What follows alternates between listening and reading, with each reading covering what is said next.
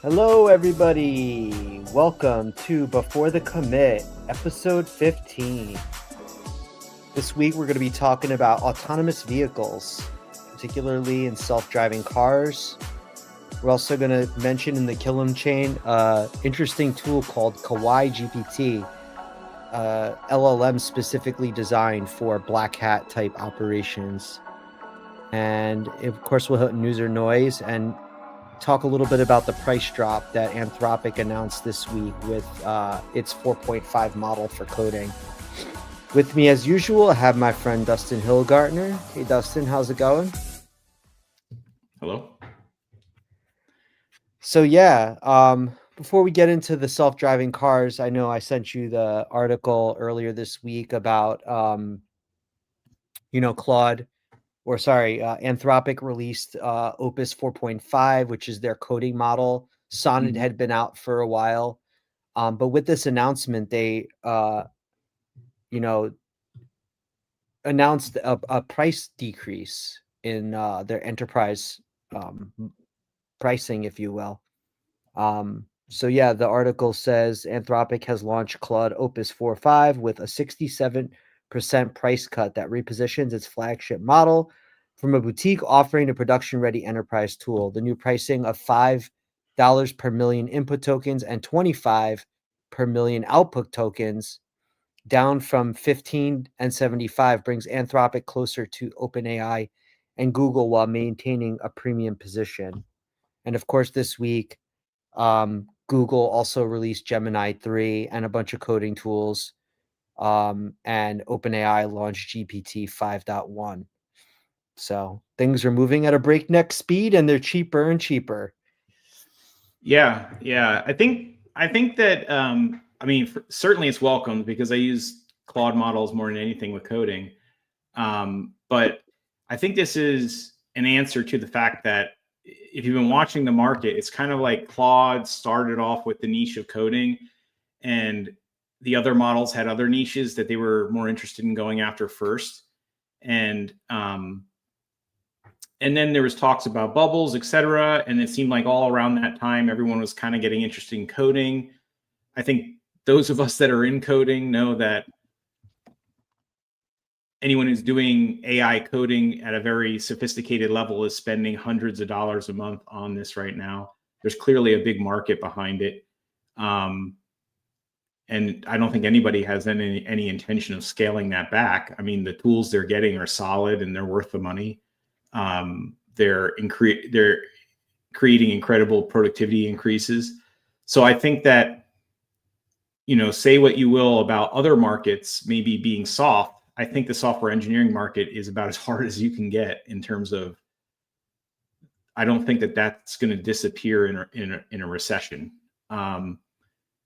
At least that's my perspective from my own personal use. I think I would continue purchasing those models even during a recession. And I think companies probably would as well if they're getting the productivity increases that you get with them that I'm seeing. So I think that's probably why a lot of companies are moving in that direction and going into that market. That's, I think, the first gusher, the one that's paying off. I think also I've heard that like call centers and like support area might be also a gusher. So people are moving into that area. Yeah, I would suspect Really, anywhere where you're consuming a large amount of tokens, like I think we've talked here, we definitely have talked here multiple times around the value of an LLM is not when you're typing in a chatbot. It's when you can execute a bunch of background tasks or many tool calls where you're yeah, consuming large amounts of tokens. Because, that million tokens in or whatever million tokens out, like it's easy to quantify what the out might be when you're looking at the end result. But when you're making tool calls, like, and there's, 10, 15, 20 tool calls, every single one of those prompts that comes back and goes forward is included in that token consumption. So yeah, I would suspect that anywhere you can create lots of back and forth, like bidirectional communication, or you're kicking off an agentic sort of process, you're hmm gonna see a lot of, kind of these LLM companies driving people toward those avenues, like say browser or shopping, or like you Mhm. said, whatever, stuff for school, students, using it for, whatever have you, research, call centers. And that's why, at least in my opinion, you have these competing narratives with, some folks saying AI bubble, some folks saying, long term, this is really big. And I think that maybe they're both right to some extent, because I think that there's a bubble, there's bubbles, there's downturns before you go up. But at least in my opinion, if I look at my own usage and what the productivity I get from it, and then I've seen it go from a chatbot that I use occasionally to ask questions to, and I think everyone's in that mode to some extent, to a AI agent that is taking actions and I can delegate tasks to, of pretty high sophistication, including major coding tasks, etc. And then with that evolution from chatbot to AI agent, the token usage just explodes exponentially, because now instead of me asking a question and getting a response back, and that's input and then output, I'm asking it to do a task, and that is becoming thousands of inputs and output tokens over the course of many, many transactions. So what used to be a research project you would do and maybe add up to tens of thousands or 20 or maybe even 100,000 tokens, now you're easily hitting millions and millions and millions and millions of tokens every month. Um, Yeah, so I think about like a year ago when we were coding by copying and pasting, mhm. and like you were limited to like, the speed of which you could copy paste, and I making literally sure could use it that, all day, every day, and never spend a lot of money. But well, now, the other thing too is token limits. Like you were somewhat hamstrung by how much you could copy and paste, and what, like, say, ChatGPT would limit you like 1,024 tokens, or, mhm, whatever, 16,000 tokens, like on the more advanced models. And now you're talking about consuming millions of tokens in perhaps, minutes, and, yeah. and then the cost also being driven down. But the key point here is that the productivity increase you get when you go from regular back and forth conversation with a chatbot to an agentic application built for your job and wired into the tools properly, et cetera, like a solid application, a solid agent, you'll call it, right? The productivity increase you get is exponential compared to copying and pasting from the chatbot, but the Yeah. token usage is also exponential. Yeah. So Well, I think that that's the point. yeah. So when people say, "Oh, this is all a fad," it's like, no, no, no, no. These data centers will be used. I think, in my opinion, when they build these massive data centers, they will be used. Barring some sort of like genius comes up with a way of like, you know, making us all figure out how to do the 70-watt brain tomorrow. But barring that, which I don't think is going to happen until we get to a true downturn where efficiency becomes key, I think right now the tokens are going to explode. And I think when you saw Nvidia come back with their earnings not too long ago, um, it showed that at least they Yeah. don't see an end in sight to the growth. And I kind of trust that. I believe that, because based on my own usage, I don't see an end to the growth. I'm already trying to Yeah, figure but out are how I you can are you do an 4 projects at once instead of 3, or something like that. yeah, and I don't like to use this term, but are you an early adopter? Like, Oh yeah, are of course. you somebody on the bleeding edge, and like the Yeah. market, like my philosophy is that the market is way ahead of its skis. I agree with you that the compute will be used, but I Mhm. worry that there's not widespread adoption of the technology. I do believe that there's a market delay here in terms of large businesses like knowing how to use the technology, and of course like the Mhm. second era or the second level of maturity, which is using it securely, and the Mhm. fact that your engineers are using it already, like, if you aren't giving it to them, they're doing it Yeah. anyway.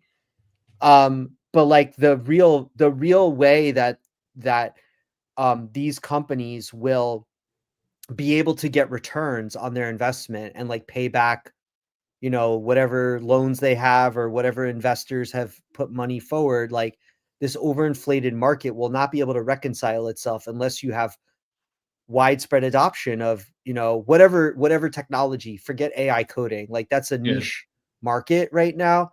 When it Mhm. becomes an unniche market, or there are other tools out there, your average everyday consumer is not going to be the one that reconciles this. There's too many free tools. So it's going to be enterprise type operations or research centers that are really going to be the ones like kind of getting into heavy token consumption.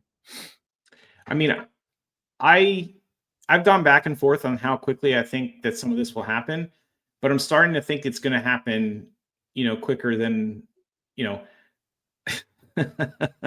it's going to take longer than most people expected in the beginning, but it's not going to be as long as people expect now. I think that what we're waiting for is not some sort of technological boom or some sort of model to come out that hasn't come out yet.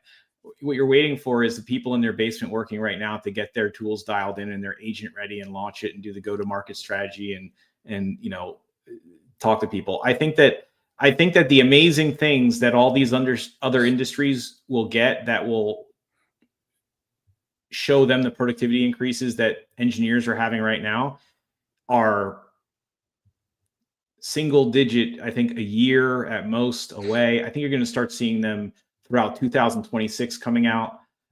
You're going to start getting more and more applications launching that are helping out people in tasks in non-engineering businesses, with the anything information or knowledge based is going to be getting tools that greatly enhance their productivity and also Yeah. greatly enhance their token usage.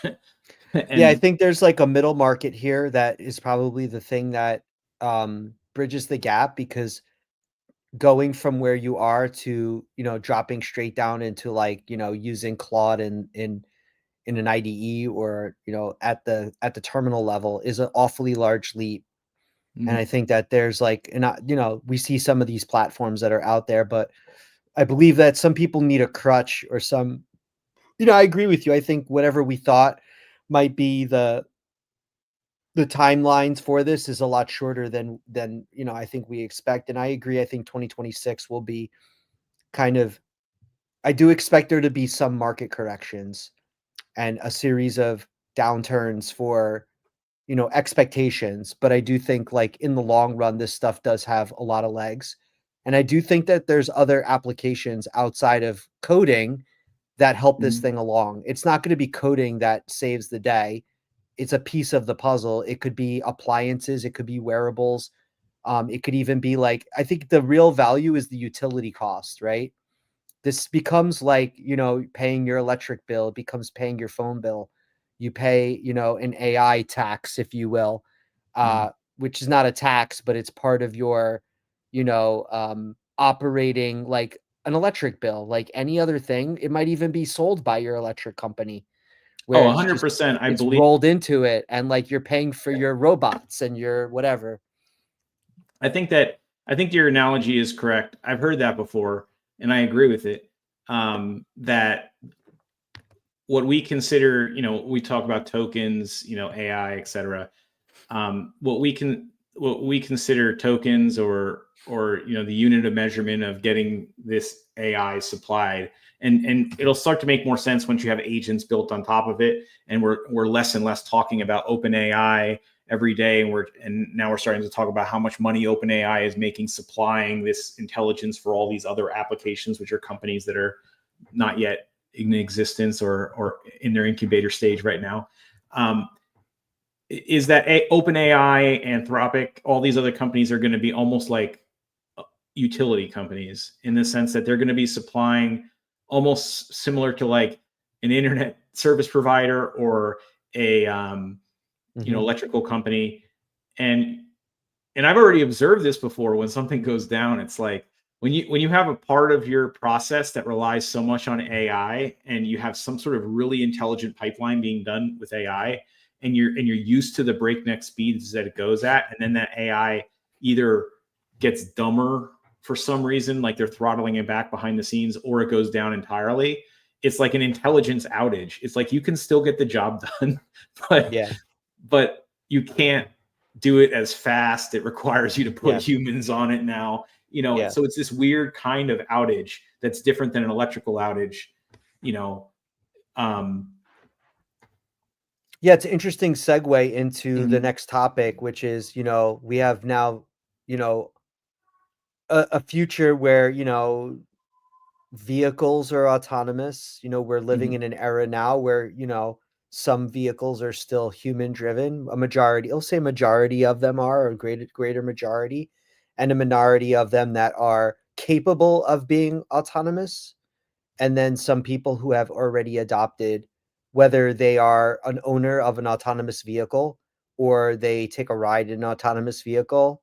That could be a Waymo, or it could be the new robotaxi feature of your Tesla, which is the ability to basically let somebody else use your car for a ride, which is pretty mhm. cool. And I suspect, the whole ride sharing market might change over time. I'm not too read into like freight. I know that some of the train monorail systems are semi-autonomous, meaning they run on a schedule and they're somewhat intelligent. So yeah, you're much more of an expert. This is kind of like a special Thanksgiving episode where we're not really talking about the tool of the week is a self-driving car. So Mhm. yeah, Well, it's kind of a tool of the week. I mean, if you're a software engineer, you're probably within the next couple of years going to find yourself coding while you're in a car, and supposed to be the driver probably. Um, but coding, does that mean like you're talking to your agent or you're actually I hope so. I hope so because that's all I do nowadays. Is I I don't type my code anymore. um, but but in all seriousness, no. I mean, to bring it home to what we were saying, these tools like Claude Code and Cursor, et cetera, they're what are called agents, right? Which is really just the technical thing behind the scenes is you're talking to the LLM, but instead of answering trivia questions for you, you've handed it a bag of tools, and it's able to say, "Hey, if I were you, I'd use this tool in this way," and then get me the response back, and then I'll share a little bit more about what I'll do next. And then at the yeah. end, if you create a loop in code with that, you get work done, right? And you wire it up to a whole bunch of APIs like your GitHub or whatever, and it starts to do things like create issues and all kinds of stuff, right? And if you really get that dialed in properly, you can do some things that are, the closest thing to magic that exists today. Anyone who's using Claude Code and doing coding, it's like having a magical friend, right? And Yep. then if you are in these AI agent cars, right, like Waymo or Tesla, or there's a whole host of other ones in other countries, and they're also popping up in the United States. Um, it's if you haven't experienced, it's just tantamount to magic, right? Um, Waymo, a lot of people have experienced. Tesla is another big company in the United States. Um, we'll go into some detail about both of those cars to give you an idea of how they're working, right? So Waymo is, I think, they're in like 5+ cities at this point. They are very sensor heavy. So they have a car that you can show it the first schematic. This is where they are currently. You have Waymo on their 5th generation. I'm actually not sure if this is potentially a little bit old, but so you'll have to correct me. But it's pretty much close to what they are today. Is you can see that Waymo has way more sensors and way more types of sensors. So they have radar, lidar, cameras. At the time of this image, 24 total cameras, radar and lidar. And then for Tesla, I know this is current, it's 8 cameras. Now, at a point in time in the past, Tesla had LiDAR. And what you have here is like two competing strategies where Tesla has abandoned all their other sensors and gone to just vision. And I think they also do sound too, to hear for emergency vehicles and stuff like that. And Waymo, of course, has the whole suite of sensors. And so they both have sort of a competing strategy. If you go to the next schematic, it kind of shows the difference in price. So I think the cheapest Tesla, or close to the cheapest Tesla, is around 37,000. and the Waymo, I believe the cost per Waymo is about 200,000. You can't, of course, buy a Waymo. You can buy the Tesla. So the Waymo strategy has, and this is coming, they're sort of an offshoot from, at one point, Google owned them and then spun them off. And they have quite a bit of investment in them. They've rolled out in a number of places. They've been hugely successful in California and in other locations. And they're, I think, expanding to 15 or 20 cities by the end of 2026. Also, I heard today they have a partnership with the Ionic cars, those the cool looking ones. So in 2026, you're going to start seeing the Ionic 5 or something like that as the Waymos, instead of the Jaguars. They've had, I think up until this point, they had mostly Jaguars. I think Hyundai owns Ionic. Yeah, it's the Hyundai partnership. Yeah. Then you have Tesla. So Waymo's been putting these cars out there, lots of sensors. They're mapping all the roads. They're geo-fenced. They really truly understand each city in full, high definition, multiple sensors, etc. And they've been sort of slow and methodical. You can imagine putting safety to like the extreme, right? With all the sensors, all the mapping, the geo-fenced, etc. Tesla's strategy has been a little bit different. What they did that was interesting was they went for like a data heavy, like they tried to accumulate as much data. Whereas I guess you could say Waymo does as well. They drive around in essentially like this massive sensor vehicle and they're mapping everything. So you could say that they have extreme amounts of data about smaller locations like a city. And then Tesla has been giving, has been selling these cars to millions of people. They have essentially, millions upon millions upon millions of cars throughout the world, driving around with 8 cameras, that's sending and also that data. in different terrains. So like their ability to expand into other markets is a lot greater. Whereas Waymo has been, very, I would say targeted cities where they could experiment. Cities have very similar type landscapes, similar type of traffic patterns. Yeah. I mean, they're also the more difficult areas because of lots of pedestrians and things like that. So, so those are like the two interesting strategies. So Tesla has an enormous amounts of data because they have millions upon millions of cars out there. And Waymo has, I think, like, it's only like an order of like a handful of thousands of vehicles. And I think they're ramping up very quickly, but it's still like, it's, if I remember correctly, it's something like less than 5,000 vehicles. And I think even less than half of that.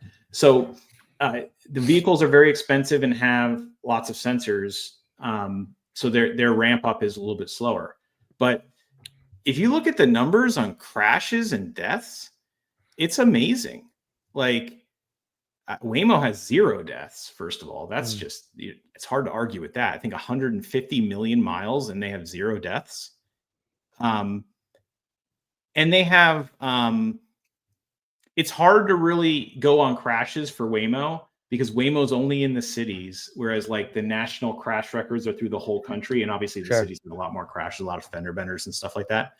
But if you go by police blotters, they think that in the cities, it's an average of 4.68 crashes per million miles humans have. And Waymo has 2.1. So half that. I think Tesla, which has way more data, but you also got to remember that Waymo is completely autonomous. There's no steering wheel at all. Like they have, people on call center that can, come in and take over the car if necessary. But otherwise, it's completely autonomous. There's no driver, no steering wheel, etc. So with that comes a regulatory burden where I'm sure if they like tap another car, they have to report it to the government. So there's this idea that like their stats are, whereas if I tap another car, maybe we go, hey, let's not call the cops. So let's just take care of this ourselves. So it's hard to really say how many crashes humans get in, whereas every crash that Waymo's in, and they're half as much as what we know humans are based on police blotters, right? Is that statistic of all crashes, or is that Tesla crashes?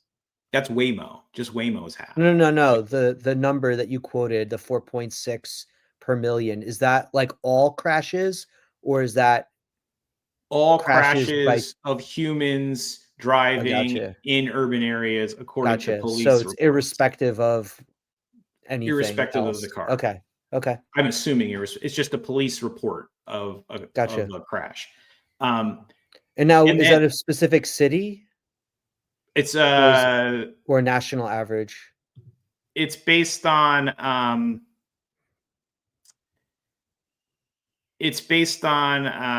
NCBI, NLM, NIH. So I guess it's national English study. Yeah. National. Yep. So I believe that's the UK, right? Anyway, I'll have to look up the stats and give you the exact source, but it's a government source. Now, Tesla, on the other hand, the reason why I'm saying that Waymo's fully autonomous, they have to report everything. Tesla's not fully autonomous yet. They have a steering wheel. They still are rated at a level 2 driver assist. Like when I use my Tesla and I put on self-driving, even though I could tell you that I don't need to take control of the car pretty much ever at this point. And when I say need to, it is never at this point. When I do take over the car, it's because like I don't want it to stop at a stop sign as long as it does, or something silly like that. And even that, you don't have to take over. You just gently push the gas pedal, and which is its own weird thing because you're kind of like co-driving with the car. You're kind of nudging it along, like I want you to go a little bit faster, but you still steer. It's an interesting phenomenon. But Tesla's numbers are way less than Waymo in terms of crashes. But I don't want you to read into that to be like, oh, wow, Tesla's so much better than Waymo. It's that Tesla, A, has a human behind the wheel, so the human can take over before a crash happens. So that is a leg up on a Waymo. And then B, when a Tesla crash happens, the human doesn't have to report it, right? So there's probably also less in that case. Whereas Waymo, I believe in every area they operate in, it's like, it's like HIPAA. You get in a crash, you got to report it. But Tesla's numbers are like 0.157 crashes per million miles. So they're like 13 times safer than a human. And then with FSD, it's similar. About 11 or 12 miles safer. FSD? Yeah. What's interesting, if you go from autopilot... FSD? Sorry. FSD is full self-driving. Autopilot is their like level 1, like it's almost like cruise control that keeps your lane type of thing, right? So it's interesting that like the number of crashes actually go up with autonomy,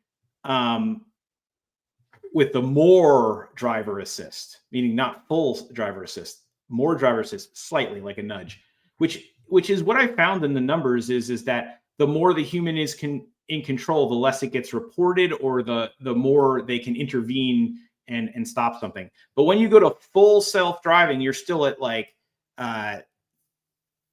13x safer than a human. And what Waymo is it's 55% safer than a human. Now, of course, like I said, the Waymo reporting is ironclad because they have to report everything. Fatal crashes for Waymo, 0. And then with FSD Tesla, there's 2. Now, the stat that really kind of just blew my mind was the deaths, the fatalities, because Tesla has 6.5 billion miles and 2 deaths. According to the human stats, they should have had like 68 deaths if they were matching a human. So, if these numbers are correct, there's, 66 people who are alive today that wouldn't be alive And with Waymo, they have 0 deaths over 150. They have less miles because they have less vehicles, 150 million miles. But still, that's a. So you're saying that I should, no matter what I do, I should not buy a car and just take Waymos wherever I go, because I have 100% chance of living. Yeah. So Except move for to they a may not city be where in your has city. Waymos and Yeah. sell my If you never car. leave And the city. If you well, never yeah, leave the just don't city. leave the city. And if you do, don't, walk. But the point is that these things will be everywhere, and then you could do that at one point. You could take. Yeah. But the other interesting thing is that the cars that now Tesla has recently in Austin has launched they're calling Robo Taxi, and it essentially is their stock car on the road, and now they have a driver in the passenger seat, which I think is what Waymo did when they first were testing themselves out early on, and they passed that stage. And now I guess Tesla's sort of following in their footsteps and going through that stage, if I'm not mistaken. So they have the safety driver in the passenger seat, with his hand hovering over a button that I'm sure probably stops the car. And it's been very successful in Austin from what I've heard so far in the videos. I mean, pretty much every driver is videotaping the whole Cybercab. thing. Yeah. Yeah. No, the Cybercab is the steering wheel-less car that they will launch at some point in the future, that gold one. The Robo Taxi Tesla is Robo just Taxi. the Robo Taxi is just a stock Model Y, with I guess a software update that makes it a Robo Taxi. Yeah. So is it true that you could, if you own a Tesla, that you could actually farm it out as a robotaxi, like to make money off of your vehicle? That's what they say they're going to do. Yeah, like so this similar is to why, that company that like lets people rent your car. I forget what it was. The name of the thing was like Turo or whatever. Yeah, that's it. So that's why I'm very excited about Tesla's rollout and their exponential ability to scale, is because what people don't realize is that the robo taxis that are on the road in Austin are no different than the ones that regular drivers are driving around on a daily basis. So if you're buying a Model Y today, a new one, then you're getting the same Model Y that's in the robo taxi. So hypothetically, with a software update, and they say they're going to do this, but as with anything with Elon and Tesla, you really don't know when it's going to happen. It could be months or years after they come up with the idea and announce that they're going to do it. They could say, "Hey, we're going to do something," and then 2 years go by and they do it. Yeah, and like the Cybertruck took how many years? Yeah. So I don't know when, and nobody does, but that's what people are excited about, is the idea that in the future, if you have one of these autonomous cars, that you can go send your car to go pick someone up. Or what I'm excited about is if the cars charge themselves and can drive, then hypothetically you could go fly somewhere on an airplane and have your car meet you there and not have to rent the car. I mean, I'm sure it'd probably still be economical. It would be like horrible for your car. How many miles do you have in your Tesla? 24 million. Every single time I go to California, I drive my car there to pick me up at the airport. It's a horrible idea, but it's a cool thing to think about, that you could go send your car to go pick yourself. Well, I think what could be cool is, like, instead of paying for parking at the airport, you have it meet Pick you at the yourself up from the airport. Right? Yeah, like, so something like that I think is interesting. Not like, what you're saying. Or, I went out to eat and, I came with a bunch of friends. Instead of me calling an Uber, I'm just going to call my own car to meet me. Exactly. That's what I'm excited about. And I can tell you right now, with a Tesla, because I own one, so I've been watching it evolve. When I first got the Tesla, probably 10 years ago, let's say, no, not 10 years ago, maybe 7 years ago, I would turn on autopilot occasionally. I would turn on FSD, I should say, occasionally as a novelty to show somebody, hey, look how cool this is. But I would turn it off shortly after, because it was like I would have to intervene like every 10 minutes. On the highway, it was pretty cool, but I would take the exit. when I got there. And then on the regular streets, it wouldn't even drive at all. And then when they turned that on, it was like it was a shit show. It was safe, but it was like, it would be like everyone behind you would hate you. Now it's a better driver than me, I would think. And what's funny is it has different modes. It has like chill mode where it'll kind of chill, and it has standard mode where it drives regular. And then it has hurry mode, which is exactly like me. That's how I drive usually. So I love that mode because it just does everything I would do. And nice. Then it has Mad Max mode, which I do not put it in because it's sometimes a little bit scary for me. It's not unsafe, but it drives like your teenager would when they first get their car, where they're switching lanes trying to get ahead in traffic. That kind of thing. But if you got to get to some place quick, then Mad Max will definitely try its hardest to get you there quick. But hurry mode is just the sweet spot for me. It's amazing. And, this kind of gets into the next topic I wanted to talk about, which is really kind of what got me going on this topic in the first place. Was there's something that not a lot of people are putting their finger on, but I'm starting to get a feel for it.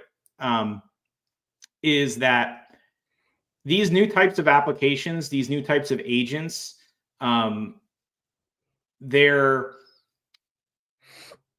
because they are very human-like, because they're trained on human actions and they kind of mimic, I think Carpathia's called it like, or maybe it wasn't, I can't remember who it was, had called it like kind of an animal spirit of some sort, trying to mimic a human.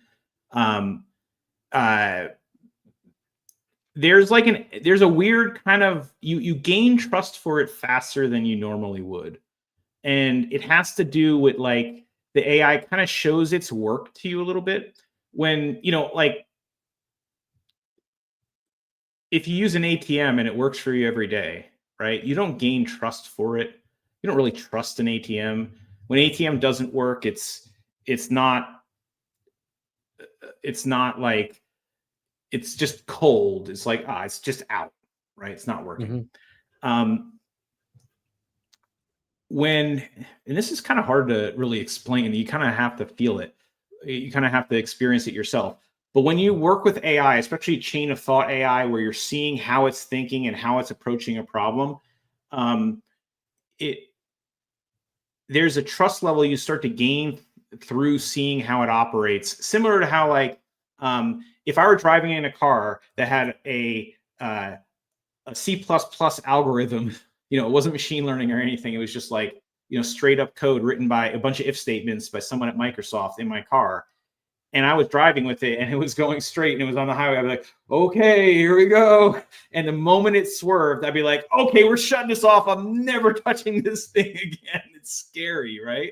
But with the car, you start to, it's kind of like, your friend's driving and he's 100% great all the time. Your friend, his character, you grew up with him, and then he swerves one time. But you're like, hey, dude, don't do that again. But you still trust him, right? There's still a built up trust that you have over time. There's this weird concept with AI where you kind of build that trust up by seeing its thought process over time. Also, bugs are different. There's no like traditional bug. Like in traditional programming, there's like a bug, like, you just get to a brittle wall. It just can't, every single time I push this button, I get an error. There's no way around it, right? With AI, you don't run into those walls as much because when you have not as much traditional programming and you have AI agents with tools and you're asking it to do its job, when it encounters a wall, it finds itself around it. Like today I had to go drive someplace, and this place has like a non-traditional entrance. You have to go through like a longer driveway, and there's like a checkpoint where you have to show an ID and everything like that. And sometimes some of the entrances are closed and sometimes they're open. So when I take my autopilot, my car there, what's interesting is when it gets to an entrance and it sees the gate is closed, it'll just go, it's like it just says, the gate's closed, and it immediately starts driving to another entrance it thinks it can find on a map, right? And then when it gets there and it finds that entrance is open, then it goes in, right? Feels like a little And bit of like a mouse trying to get to the cheese. it's like it has this like adaptability to it where it's like there's no traditional bug, like it's trying to find a way. So then when it ultimately comes back to you and says, oh listen, I couldn't find a way in, like it's not like this cold bug like the ATM didn't work, it says it's down. It's like, oh okay, I see why it couldn't get in, Would you, and then you you have an know, opportunity to say, hey, why don't you try this? And then it takes the suggestion and goes and does it that. reminds me a little bit of like penetration testing, like, or when you're trying to simulate an adversary, you Mm-hmm. know, and you're brute forcing something. Like you keep your goal, like you give it the instructions, your stated goal is to get on the inside. And so like normally a human being would, like, after a certain amount of hours, give up on a bug. Or like, oh, this entrance is closed, so you have to take your phone now and you have to like zoom in on the map and figure out, okay, where's the next gate? And you have to drive like back out the road and like around all the way to the other side. And it's like maybe another 15 minutes worth of driving. You're like, forget it, I'm going home. Yeah, that, by the way, that was the craziest segue into Kill 'em Chain No, ever. it wasn't segue. No, it wasn't. No, no, no, no. It was But now like that you said it, there's like the here's the that would have been a good one to do. No, that I was like wasn't the trying to. samurai chop. I wasn't segue. Let's cut this thread. My segues are good. Come on, that was terrible. What are you talking about? It's like penetration testing. No, no, no. I mean like the brute force part of it. It's like Yeah. human beings are innately not good at brute forcing. Like trying a series of password lists, like typing over and over again. A computer is good at that. It's good at Yeah. trying different combinations. That's what I thought of. I was not Well, that's what we transitioning. have in common because AI is pretty bad at that too. It's pretty bad at methodically going through like everything and not like getting distracted like a human and saying, you could be like, hey, I want you to do these 200 tasks, and it will do 12 of them and come back and say, I made progress. What should I do next? Yeah. And it's funny like that. But absolutely, it's like there's a thought process behind it. It'll try, when it finds a wall, it'll try to find its way around it. It operates based on intent and the tools it has, right? It's like if I have tools that I could still use to accomplish the goal I'm doing, it doesn't just get to the first wall and say, oh, well, geez, that's too bad, I'm not programmed to what to do next. It uses reasoning to try to figure out, hey, maybe I could drive around the other entrance I see on this map, and then it goes and does that. Now, it might not sound earth shattering, but there's lots of things like that. Like when a light is turning yellow and you're not yet up to it, you can feel the car go through this like thinking process where it's trying to decide whether it's going to go through the yellow or not. And which is very human like. It's like if you're on the highway and you can see the yellow come up right when you're about to pass it, you kind of take your foot off the gas and you kind of coast for a second to say, am I going to go for it or not? So it does very human like qualities like that. One time I was in the right hand lane and the right hand turn opens up to its new lane, and you usually try to get to the left, so if anyone's taking that right, they can squeeze in. The car does that, especially if the car's sneaking up behind and it looks like it's going around to the right. The car will be like, oh, he must be trying to get by, and we'll squeak over to the left. We were in the car one time and the ambulance came by and it pulled over. We were both shocked. Yep. So it's very, very amazing. interesting. I'm looking forward to the day where I can code in my car. That's what I want. Well, you can. I mean, you just can't do it directly with the car. Yeah, not yet. You could have your laptop open on the seat and I can get arrested.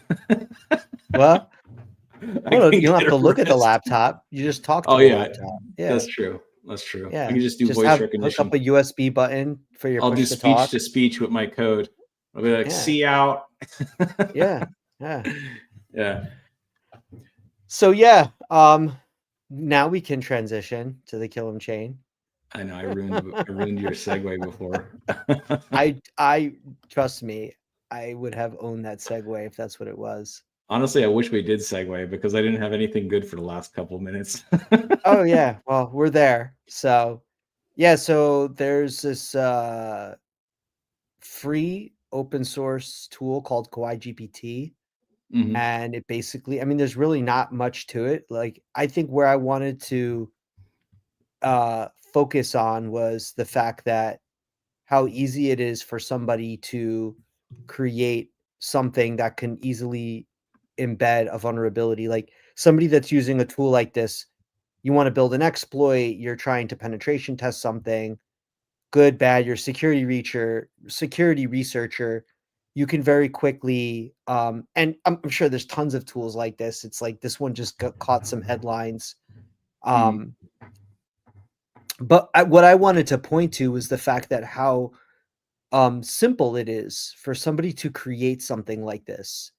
And while this might be branded as a tool specifically for this type of building this type of application, right? Because that's all it is. Hmm. Um, how a well-intentioned person could be utilizing something like Claude um, uh, Gemini or Cursor or any other model and not even realize like that LLM might be giving them a backdoor, or it might be embedding a backdoor. They're using some random LLM that we're not, aware of. Like they're using some Chinese or some, Russian LLM site. They accidentally typo squatted like Chat GPT and added like an additional character, and they started copying and pasting code into something that's deployed into production. And my point was really around, because the segment's the kill 'em chain, around how, you know, this could be part of your kill chain where you're embedding, a snippet of malicious code. I mean, I've written proof of concept models for a reverse shell that was a single line of code that was non-detectable by traditional reverse shell detectors because it just uses regular old HTTPS, right? Hmm. And it was embedded as obfuscated, supply chain code in a Node.js library that you couldn't scan for. So that's something that could happen very easily. Yeah, and I had this same thought when I heard that like some of the like I think Cursor and other I can't I honestly I can't remember the company. I don't want to say Cursor, but there was some other company that was moving to like DeepSeek as one of their main models, right? Or Quinn or something like that. And I think that's how it's pronounced. Uh, and it was like a Chinese based model. And I was like, that's well and great. I mean, people can go use whatever model they want. Mhm. But from my perspective, I was looking at it from the can people trust that in a national security type of situation, right? Sure. And I don't think you can. In fact, maybe there's someone out there who can show me a paper for how they secure these models, right? Which I believe is probably they distill from the model, but I wonder how they quote unquote sanitize the model. I don't Yeah. think they can. Well, there's a lot Now. of this, you know, there's a lot of discussion right now about this. So like in a national security sense, like, Mhm. it would be, it has to be FedRAMP, right? It has to meet an impact level assessment if it's for DoD. It has to Mhm. be approved by an AO. And like the reality is that like all of this is risk mitigation. There is no panacea. Like security in general is about risk mitigation. There is Yeah. no way to fully secure something. You're just buying down, choosing how much risk you're willing, your risk appetite, if you will, and Yeah. what the potential loss might be as it relates to that risk appetite. On the flip side, there's an ongoing drafts right now with NIST around, if I'm not sure if you're familiar with NIST 800-53, which is the risk management framework. It's a very commonly used framework that authorizing officials use for assessing risk for an information system. So whether it be, Mhm. doing FedRAMP or whatever have you, It's very intense. None of that covers artificial intelligence. Yeah. However, there's a new thing called AI RMF that is starting to explore some of the things that are in like the MITRE ATT&CK Atlas stuff, some of the stuff that, we talked about in, earlier segments before we had the kill 'em chain, we had secure sus, and we would talk through the various different like threat models that were in the OWASP top 10 for LLMs. Yeah. So yeah, I would say it's still in its infancy in terms of like an acceptable way to vet the risk of models, and it's solely a FedRAMP thing right now. Yeah. But yeah, DeepSeek, I would say, is probably not one of those that's allowed for national security. Yeah, I would think so. I mean, Yeah. based on what I understand about how models work, I really doubt that you can totally understand what that model is going to do in every circumstance. Like there couldn't be like some sort of embedded, um, like you said, where it I mean, could it codes exfiltrate? perfectly 99% of the time until it finds this exact time where it's like this is the right time to slip in a virus. I have no idea that whether Can an LLM decide to exfiltrate something? absolutely. I mean, you could Mhm. build AI.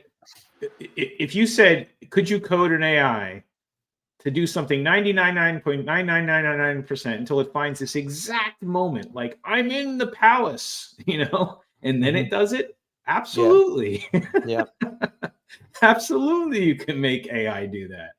Um, now, now, is it is it easy to do that? I think that there's a level of sophistication to get to the point where that's ironclad, right? Like, because everything's probabilistic. It's kind of like if I say never, except for in the most excruciating circumstance, do this. There's certain pathways where it will go down there. You can engineer ways of fussing out those low percentage things by doing like adversarial type things. So maybe that's what they're doing is they hack it with another LLM to try to find out all the possibilities and then they audit it that way. But I mean, at that point, maybe it's close to distillation at that point. You're kind of just distilling the model and taking out the bad things. I'm not sure what they do, honestly. I'd be very interested to understand what the science is behind securing a model like that, because maybe after I deep dive into it, maybe we can do that next segment. I'll deep dive into that. Maybe I'll come back and be like, you know what? I trust it. Well, here's the thing. Like, would you ever trust anything like that implicitly anyway? Like, I don't think you do. Like, you wouldn't trust that somebody wrote code I mean, if the securely. science behind it is solid for how they're making it secure, then I would trust it. Well, I would say trust it, but also you wouldn't fully rely on that as your security process. Like, you would not just say, "Hey, this code is secure. It passed all the tests." You would say, "Hey, it was secure at the time we assessed it, and it was Mhm, secure at the time we read this last attestation, but we're also going to add like an egress proxy so that in the event that something was missed, mhm, or somebody had hijacked, the development process, or somebody missed something, yeah. that you are still preventing from data being exfiltrated, or you're still doing input and output sanitization, or you're using an LLM proxy of some kind, or you are using guardrails, right? You're not just going to rely on the fact that somebody said the model was secure. Part of what um what's funny is part of what makes this difficult for an adversary to do is because of the reinforcement learning done at the end of the model that causes model collapse to very few possibilities for certain types of questions. It's the reason why you can't get like a never ending list of great jokes out of a model. It's probably going to give you 10 great jokes on a topic. And then when you ask it for more jokes on that topic, it's going to start repeating things. Um, the reason for that is because of the reinforcement steps. So that kind of secures you a little bit. But once they figure out how to put more entropy into these models so that they can get more of like a human like chaos to the thought process, to get more creative things out of it, then just like a human, you can embed things deep into their psyche. I imagine that you could probably embed things deep into an AI, where it's very hard for a researcher to try to suss out that Mhm. hidden identity or that hidden capability is deep in there. You know what I mean? Right. And so I think that, like, what's interesting is there's a cat and mouse game between hackers and security professionals that have taken place on the internet. I think there's going to be a cat and mouse game in the whole world of AI, like deep into the AI. Like, there's going to be unlimited layers of sophistication within the AI where you can deeply Yeah. embed things. And I think that now it's not just cat and mouse on the internet, it's cat and mouse in the mind of the AI.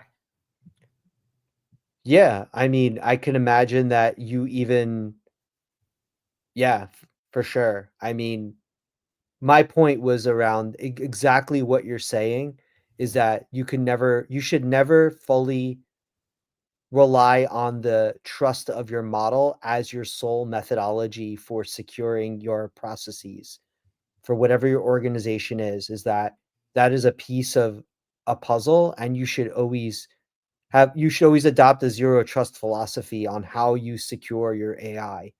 So assume the worst case scenario, assume that your model has already been compromised and that people will use it maliciously, and then build Mhm. around that concept.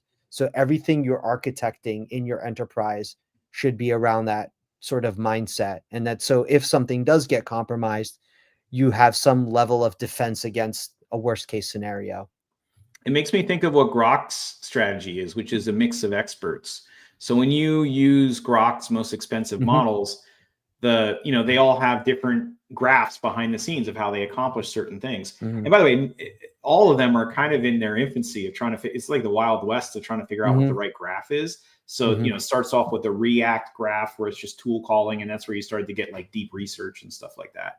And now mhm, you're all the way to sophisticated graphs with all kinds of dynamic nodes and all kinds of conditionals and incredible graphs. And I know that or at least at some point in the past, I'm not sure if they're still doing it, but I know Grok was using what's called a mixture of experts graph. So what that does is, and I think this is how they try to accomplish non-bias to the best that they can, is they basically set off like this idea of like multiple experts arguing with each other, and they try to come up with some form of like a consensus or some form of an idea.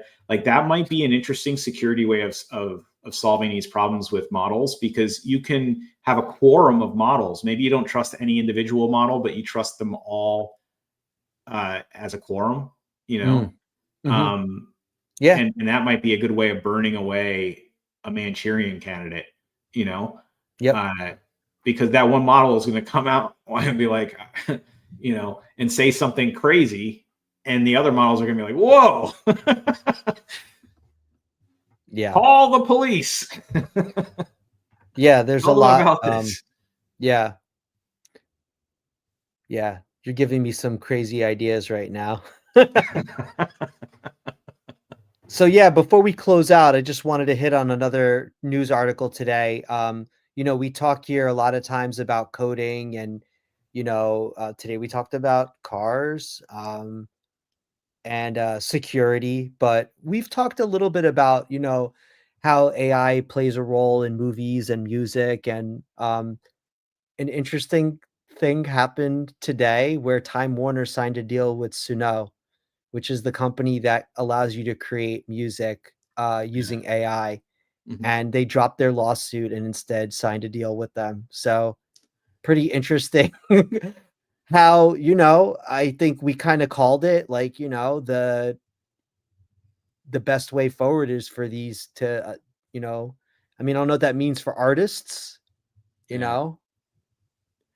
Well, I think if you're an artist and AI makes a song, like, a good thing is, so I see all these songs that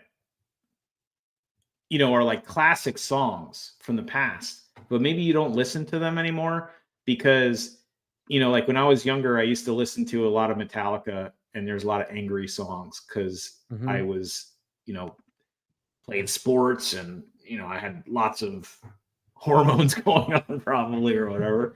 And I love those songs, but I can't listen to them when I'm older because I just like can't get into that just drums and everything. It's just I want something calmer, or I want something, you know, with a different tone maybe. It's not often that I'm angry anymore. So usually you have music that matches whatever your mood is. Mostly I want to be in a mood that's good.